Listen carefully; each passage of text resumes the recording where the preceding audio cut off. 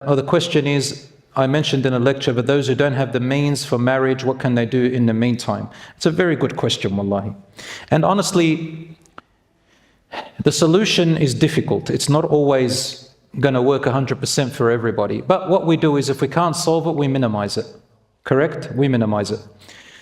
So the Prophet, peace be upon him, gave one solution. He used to say to the youngsters, if you're able to get married, get married. Whoever is not able, then fast. Fasting. Why did scholars say? Because fasting decreases some of the energy levels and testosterone levels and so on, which, but then nighttime comes, and then you eat again. But at least it sort of decreases it a bit. It helps. So the idea is to help.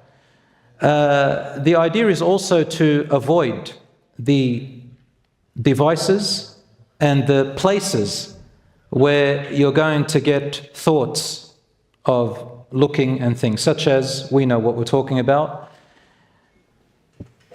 These devices and our laptops and so on, we know that there's freedom of accessibility and affordability for anybody to look at inappropriate images and things.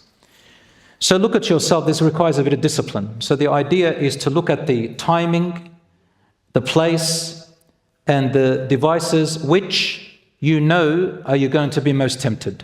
Some people, for example, they might find that it's when they go to bed.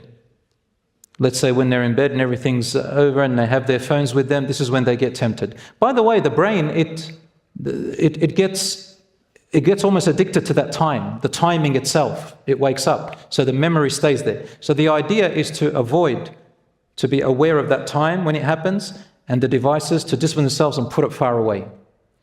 If you can do that, that's another help, inshallah. Of course, avoiding environments and places as much as you can, which will tempt the person, and each person has their own level. Now, some people are quite severe, with addictions, and there are helplines and places they can go to. There are Muslim organizations. I know a brother, he doesn't mind if I say his name. I did a podcast with him. His name is Sheikh Wa'il Ibrahim. Ustaz Wa'il Ibrahim, he travels with me. He's an expert in this area, mashallah. So some people might need some extra help, inshallah. But look, the idea is not everything can be solved, but we can minimize it, inshallah ta'ala. Okay, so someone's gone astray and they're coming back to Islam. What do I advise for them to focus on? The first thing I advise them to focus on is the 5 daily prayers. To make that good and to find their tranquility in it. Next, do the sunnahs, 12 sunnahs of a day. Next, read some parts of the Quran on a daily basis, even by heart. Next, grab a book called Fortress of the Muslim. Everybody should have memorized this one by now. Fortress of the Muslim has all the du'as and dhikrs that you say in the day and the night. Start grabbing 1 or 2 and making a regular habit to say them, inshallah. So this is where I advise a person coming back to Islam to start, inshallah. Allah also says this in the Quran when He's talking about temptations, desires and all that. He says, and remind or command your children to pray. So prayer, salat, is a great help. But you've got to do it, not because you're told or robotic. You've got to do it wanting to and giving yourself time in it. Now, this is in a nutshell. Brother is asking a good question. As brother here, you opened the door for this. Allah yahfazak habibi. So we're talking about last week we were talking about gossip and backbiting. So in relation to public figures, influencers, those, and any public figure who goes up online and starts saying things, what is the guideline? Can we speak about them? Last week I said backbiting scholars is haram. And when I say backbiting, as in to say they're like this and they're like that. But if they say, if public figures or influencers are making a public statement for everybody to hear it, and you are definite that it is wrong and misleading, go and ask the people of knowledge to confirm your knowledge. And if you are able to talk against it, then talk against it, definitely. And warn people from that person. But my red line was scholars, like reputable, proper, qualified scholars that are known to be scholars. Just because we differ with their opinion, I said, no, don't cross that line. Unless you are at the caliber of that same knowledge to be able to speak. If you're going to speak a different opinion, then you have to back it up with evidence and scholars as well. And then if a person wants to correct an information based on scholars' words, not your own opinion, then a person can speak, but without mentioning names of certain scholars.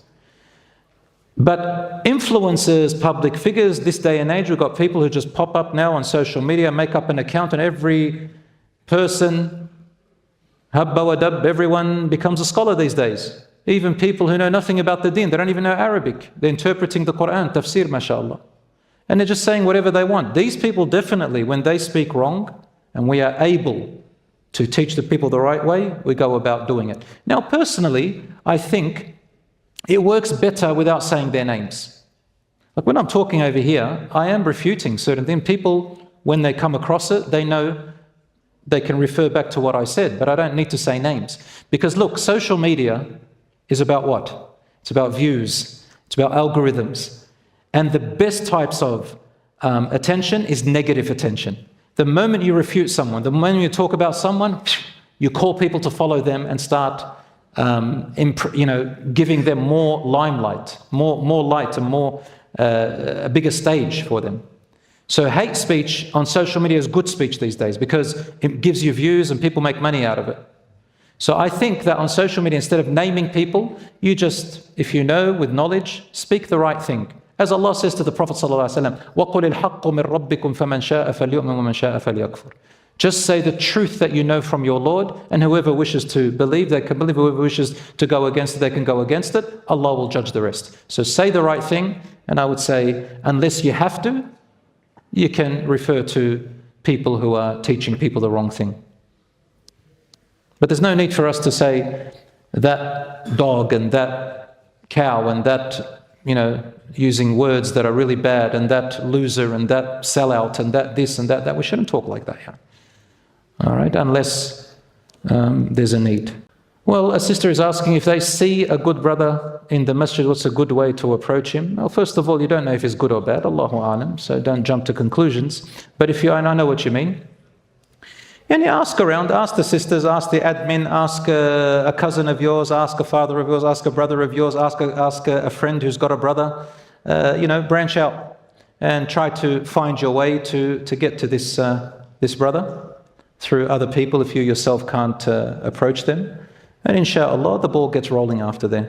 If they don't give you a response, it means just move on. So that's the smart thing to do. I think you all are very creative, mashallah. Here is just stay within. Creativity requires three things. No seclusion alone. Don't chit-chat online and, unnecessarily. And no physical contact. So stick within these three boundaries.